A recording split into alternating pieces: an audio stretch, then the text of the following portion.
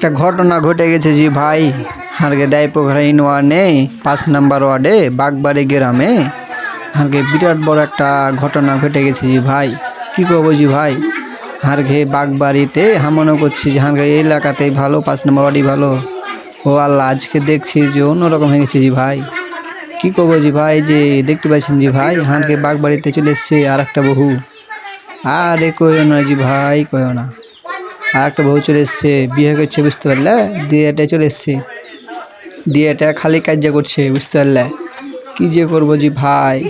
আরে ভাই, দেখেছি কত মানুষ দেখার লাগে এসছে জি ভাই, সবাই দেখতে এসছে। এর আগে এই যে এখানকে বাগবাড়ি গ্রামে উল্লু গেছি না, উল্লু বলে বিয়ে করছিল রাখি, বুঝতে পারলে?